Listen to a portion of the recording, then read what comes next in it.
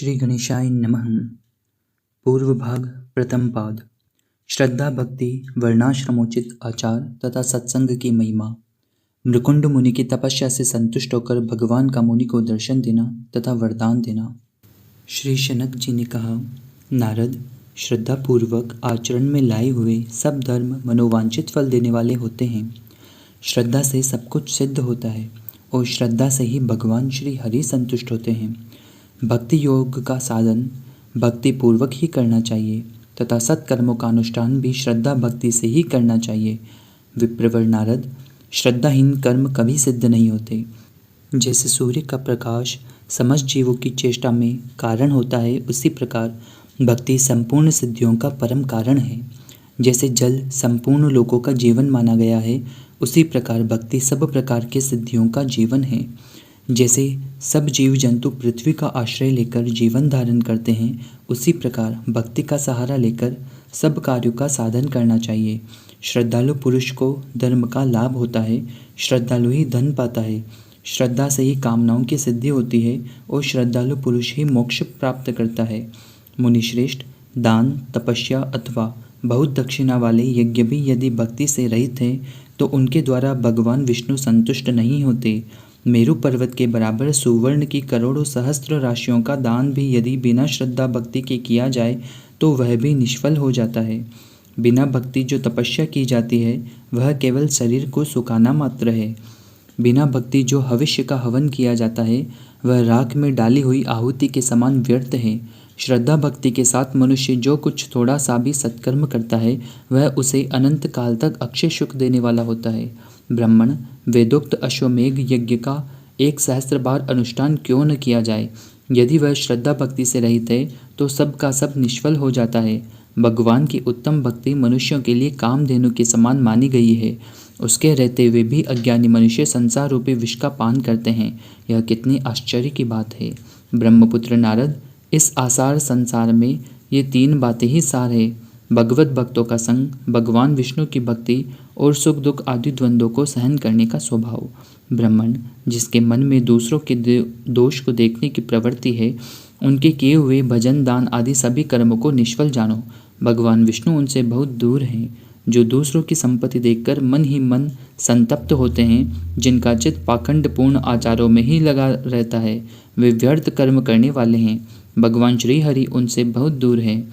जो बड़े बड़े धर्मों के विषय में प्रश्न करते हैं किंतु उन धर्मों को झूठा बताते हैं, और धर्म कर्म के विषय में जिनका मन श्रद्धा भक्ति से रहित है, ऐसे लोगों से भगवान विष्णु बहुत दूर हैं। धर्म का प्रतिपादन वेद में किया गया है और वेद साक्षात परम पुरुष नारायण का स्वरूप है। अतः वेद में जो अश्रद्धा रखने वाले हैं उनसे भगवान बहुत दूर हैं। जिसके दिन धर्मानुष्ठान के बिना ही आते और चले जाते हैं, वह लोहार की धोंकनी के समान सांस लेता हुआ भी जीवित नहीं है। ब्रह्मनंदन, धर्म अर्थ काम मोक्ष ये 4 पुरुषार्थ सनातन हैं। श्रद्धालु पुरुष को ही इनकी सिद्धि होती है, श्रद्धाहीन को नहीं। जो मानव अपने वर्णाश्रमोचित आचार का उल्लंघन किए बिना ही भगवान विष्णु की भक्ति में तत्पर है, वह उस वैकुंठ धाम में जाता है जिसका दर्शन बड़े बड़े ज्ञानी भक्तों को सुलभ होता है।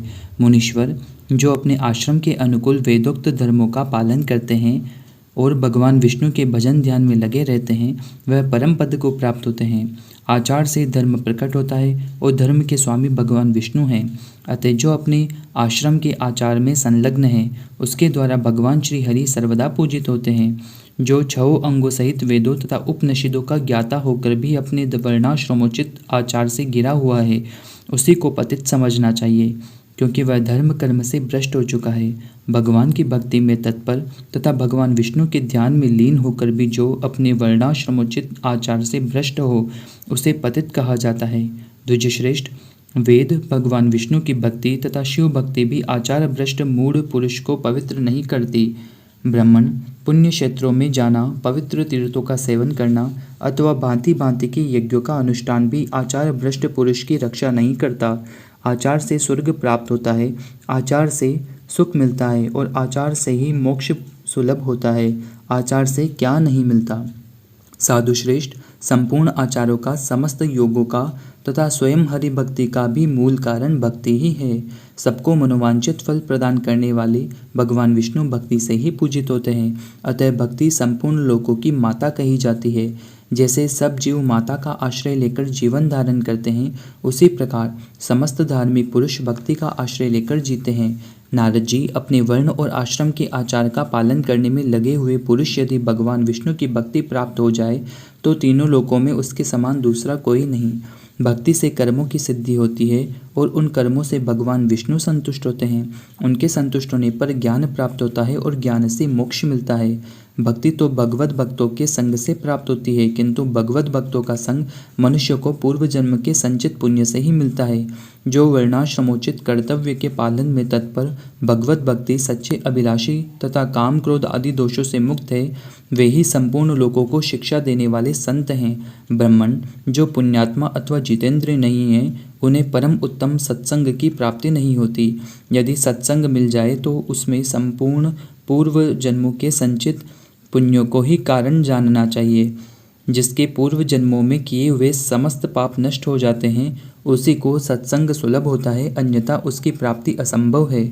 सूर्य अपनी किरणों के समूह से दिन में बाहर के अंधकार का नाश करते हैं, किंतु संत महात्मा अपने उत्तम वचन रूपी किरणों से समुदाय से सदा भीतर के अज्ञान के अंधकार का नाश करते हैं। संसार में भगवत भक्ति के लिए लायित रहने वाले पुरुष दुर्लभ है। उनका संग जिसे प्राप्त होता है, उसे सनातन शांति सुलभ होती है। नारद जी ने पूछा, भगवत भक्त पुरुषों का क्या लक्षण है? वे कैसा कर्म करते हैं? उन्हें कैसे लोक की प्राप्ति होती है? यह सब आप यथार्थ रूप से बताइए। सनक जी, आप सुदर्शन चक्रधारी देवादिदेव लक्ष्मीपति भगवान विष्णु के भक्त हैं, अतः आप ही ये सब बातें बताने में समर्थ हैं। आपसे बढ़कर दूसरा कोई नहीं। श्री सनक जी ने कहा, ब्राह्मण, योग निद्रा से मुक्त होने पर जगदीश्वर भगवान महाविष्णु बुद्धिमान महात्मा मार्कंडेय जी को जिस परम गोपनीय रहस्य का उपदेश दिया था, वह तुम्हें बतलाता हूँ, सुनो।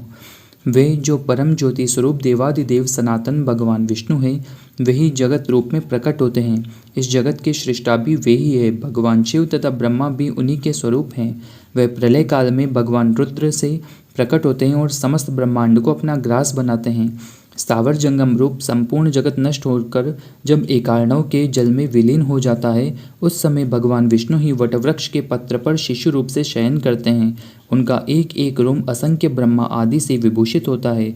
महाप्रलय के समय जब भगवान वटवृक्ष पर सो रहे थे, उस समय उसी स्थान पर भगवान नारायण के परम भक्त महाभाग मार्कंडेय जी भगवान की विविध लीलाओं का दर्शन करते हुए खड़े थे।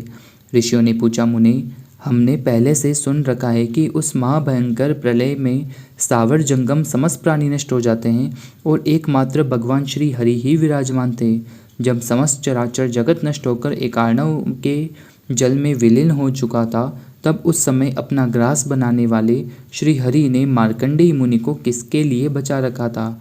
सूत जी, इस विषय को लेकर हमारे मन में बड़ा कौतूहल है, अतः इसका निवारण कीजिए। भगवान विष्णु की सुयश सुधा का पान करने में किसे आलस्य हो सकता है? सूत जी बोले, ब्राह्मणों, पूर्व काल में मृकुंड नाम से विख्यात एक महाभाग मुनि हो गए हैं। उन तपस्वी महर्षि ने शालग्राम नामक महान तीर्थ में बड़ी भारी तपस्या की। ब्राह्मण, उन्होंने 10,000 युगों तक सनातन ब्रह्म का गुणगान करते हुए उपवास किया। वे बड़े क्षमाशील, सत्य प्रतिज्ञ और जितेंद्रिय थे। समस्त प्राणियों को अपने समान देखते थे। उनके मन में विषय भोगों के लिए तनिक भी कामना नहीं थी। वे संपूर्ण जीवों के हितैषी तथा मन और इंद्रियों को वश में रखने वाले थे। उन्होंने उस तीर्थ में बड़ी भारी तपस्या की। उनकी तपस्या से संकित हो इंद्र आदि सब देवता उस समय अनामय परमेश्वर भगवान श्री नारायण की शरण में गए। क्षीर सागर के उत्तर तट पर जाकर देवताओं ने देव देवेश्वर जगत गुरु पद्मनाभ का इस प्रकार स्तवन किया। देवता बोले, हे अविनाशी नारायण, हे अनंत, हे शरणागत पालक, हम सब देवता मृकुंड मुनि की तपस्या से भयभीत होकर आपकी शरण में आए हैं। आप हमारी रक्षा कीजिए। देवादिदेवेश्वर, आपकी जय हो। शंख तथा गदा धारण करने वाले देवता, आपकी जय हो। यह संपूर्ण जगत आपका स्वरूप है। आपको नमस्कार है। आप ही ब्रह्मांड की उत्पत्ति की आदि कारण हैं। आपको नमस्कार है। देव देवेश्वर, आपको नमस्कार है। लोकपाल, आपको नमस्कार है। संपूर्ण जगत की रक्षा करने वाले आपको नमस्कार है। लोक साक्षिण आपको नमस्कार है। ध्यानगम्य आपको नमस्कार है। ध्यान के हेतुभूत, ध्यान स्वरूप तथा ध्यान के साक्षी परमेश्वर आपको नमस्कार है। पृथ्वी आदि पंच महाभूत आपके ही स्वरूप हैं, आपको नमस्कार हैं। आप चैतन्य रूप हैं, आपको नमस्कार हैं। आप सबसे चैतन्य रूप हैं, आपको नमस्कार हैं। आप सबसे ज्येष्ठ हैं, आपको नमस्कार हैं। आप शुद्ध स्वरूप हैं, निर्गुण हैं, गुणरूप हैं, आपको नमस्कार हैं। निराकार, साकार तथा अनेक रूप धारण करने वाले आपको नमस्कार हैं। गौओं तथा ब्राह्मणों के हितैषी आपको नमस्कार है। जगत का हित साधन करने वाले सच्चिदानंद स्वरूप गोविंद आपको बार बार नमस्कार है। इस प्रकार देवताओं द्वारा की हुई स्तुति को सुनकर शंख चक्र तथा गदा धारण करने वाले भगवान लक्ष्मीपति ने उन्हें प्रत्यक्ष दर्शन दिया। उनके नेत्र खिले हुए कमल दल के समान शोभा पा रहे थे। उनका करोड़ों सूर्यों के समान प्रभाव था। सब प्रकार के दिव्य आभूषणों से वे युक्त थे। भगवान के वक्ष स्थल पर श्रीवत्स चिन्ह सुशोभित हो रहा था। वे पीताम्बर धारण किए हुए थे। उनकी आकृति बड़ी सौम्य थी। बाएं कंधे पर सुनहरे रंग का यज्ञोपवीत चमक रहा था। वे बड़े बड़े महर्षि उनकी स्तुति कर रहे थे और श्रेष्ठ पार्षद उन्हें सब ओर से घेर कर खड़े थे। उनका दर्शन करके वे संपूर्ण देवता उनके तेज के समक्ष फीके पड़ गए और बड़ी प्रसन्नता के साथ पृथ्वी पर लेटकर अपने 8 अंगों से उन्हें प्रणाम किया। तब प्रसन्न हुए भगवान विष्णु प्रणाम करने वाले इंद्र आदि देवताओं को आनंदित करते हुए गंभीर वाणी में बोले। श्री भगवान ने कहा, देवताओं, मैं जानता हूँ मृकुंड मुनि की तपस्या से तुम्हारे मन में बड़ा खेद है, परंतु वे महर्षि साधु पुरुषों में अग्रगण्य हैं, अतः वे तुम्हें कष्ट नहीं देंगे। श्रेष्ठ देवताओं, जो साधु पुरुष हैं वे संपत्ति में हो या विपत्ति में किसी भी प्रकार से दूसरों को कष्ट नहीं देते। वे स्वप्न में भी ऐसा नहीं करते। सज्जनों, जो मानव संपूर्ण जगत का हित करने वाला, दूसरों के दोष को न देखने वाला तथा ईर्ष्या से रहित है, वह यह लोक तथा परलोक में साधु पुरुषों द्वारा निशंक कहा जाता है। सशंक व्यक्ति सदा दुखी रहता है और निशंक व्यक्ति हमेशा सुख पाता है। अतः तुम लोग निश्चित होकर अपने अपने घर जाओ। मृकुंड मुनि तुम्हें कोई कष्ट नहीं देंगे। इसके सिवा तुम्हारी रक्षा करने के लिए मैं तो हूँ ही, अतः सुखपूर्वक विचरो। इस प्रकार अलसी के फूल की भांति श्याम कांति वाले भगवान विष्णु देवताओं को वर देकर उनके देखते ही देखते अंतर्ध्यान हो गए। देवताओं का मन प्रसन्न हो गया। वे जैसे आए थे उसी प्रकार स्वर्ग को लौट गए। भगवान श्री हरि ने प्रसन्न होकर मृकुंड को भी प्रत्यक्ष दर्शन दिया। जो स्वयं प्रकाश निरंजन और निराकार पर ब्रह्म है, वही अलसी के फूल के समान श्याम सुंदर विग्रह धारण करके प्रकट हो गए। दिव्य आयुधों से सुशोभित उन पीताम्बरधारी भगवान विष्णु को देखकर मृकुंडी मुनि आश्चर्यचकित हो गए। उन्होंने ध्यान से आंखें खोलकर देखा, भगवान विष्णु सम्मुख विराजमान हैं। उनके मुख से प्रसन्नता टपक रही है। वे शांत स्वभाव से स्थित हैं। जगत का धारण पोषण उन्हीं के द्वारा होता है। यह संपूर्ण विश्व उन्हीं का तेज है। भगवान का दर्शन करके मुनि का शरीर पुलकित हो उठा। उनके नेत्रों से आनंद के आंसू झरने लगे। उन्होंने पृथ्वी पर दंड की भांति गिरकर उन देवादिदेव सनातन परमात्मा को प्रणाम किया। फिर हर्षजनक आंसुओं से भगवान के दोनों चरण पखाड़ते हुए वे सिर पर अंजलि बांधे उनकी स्तुति करने लगे। मृकुंडी मुनि बोले, परमात्मा स्वरूप परमेश्वर को नमस्कार है, जो पर से भी अति परे हैं, जिनका पार पाना असंभव है, जो दूसरों पर अनुग्रह करने वाले तथा दूसरों को संसार सागर के उस पार पहुंचा देने वाले हैं। उन भगवान श्री हरि को नमस्कार है, जो नाम और जाति आदि की कल्पनाओं से रहित है, जिनका स्वरूप शब्द आदि विषयों के दोष से दूर हैं, जिनके अनेक स्वरूप हैं तथा जो तमोगुण से सर्वथा शून्य हैं। उन स्तुति करने योग्य परमेश्वर का मैं भजन करता हूँ।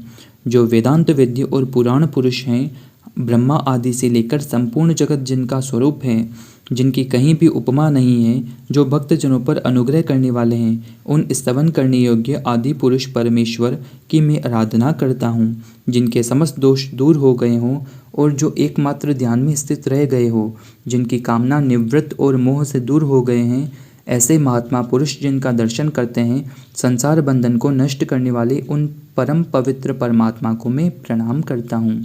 जो स्मरण मात्र से समस्त पीड़ाओं का नाश कर देते हैं, शरण में आए हुए भक्तजनों का पालन करते हैं, जो समस्त संसार के सेव्य हैं तथा संपूर्ण जगत जिसके भीतर निवास करता है, उन करुणा सागर परमेश्वर विष्णु को मैं नमस्कार करता हूँ। महर्षि मृकुंडु के इस प्रकार स्तुति करने पर शंख चक्र तथा गदा धारण करने वाले भगवान विष्णु को बड़ी प्रसन्नता हुई। उन्होंने अपनी 4 विशाल भुजाओं से खींचकर मुनि को हृदय से लगा लिया और अत्यंत प्रेम पूर्वक कहा, उत्तम व्रत का पालन करने वाले मुनि, तुम सर्वथा निष्पाप हो। तुम्हारी तपस्या और स्तुति से मैं बहुत प्रसन्न हूँ। तुम मुझसे कोई वर मांगो। सुव्रत, तुम्हारे मन को जो अभिष्ट हो वही वर मांग लो। मृकुंड ने कहा, देवदेव जगन्नाथ, मैं कृतार्थ हो गया हूँ, इसमें तनिक भी संशय नहीं है, क्योंकि जो पुण्यात्मा नहीं है उनके लिए आपका दर्शन सर्वथा दुर्लभ है। ब्रह्मा आदि देवता तथा तीक्ष्ण व्रत करने वाले योगी जन भी जिनका दर्शन नहीं कर पाते, धर्मनिष्ठ यज्ञों की दीक्षा लेने वाले यजमान, वीतराग साधक तथा ईर्ष्या रहित साधुओं को भी जिनका दर्शन दुर्लभ है, उन्हीं परम तेजोमय आप श्रीहरि का मैं दर्शन कर रहा हूँ। इससे बढ़कर दूसरा वर क्या मांगूं? जगत गुरु जनार्दन, मैं इतने से ही कृतार्थ हूँ। हे अच्युत, महापातकी मनुष्य भी आपके नाम का स्मरण करने मात्र से परम पद को प्राप्त कर लेता है, फिर जो आपका दर्शन कर लेता है उसके लिए तो कहना ही क्या।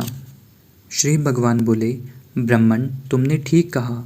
विद्वन, मैं तुम पर अति प्रसन्न हूँ। मेरा दर्शन कदापि व्यर्थ नहीं होगा, अतः तुम्हारी तपस्या से संतुष्ट होकर मैं तुम्हारे यहाँ अंश रूप से समस्त गुणों से युक्त रूपवान तथा दीर्घजीवी पुत्र के रूप में उत्पन्न होऊंगा।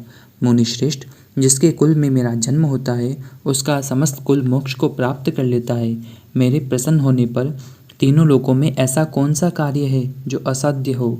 ऐसा कहकर देवदेवेश्वर भगवान विष्णु मृकुंड मुनि के देखते ही देखते अंतर्ध्यान हो गए। तदंतर वे मुनि तपस्या से निवृत्त हो गए। श्री नारद महापुराण की जय।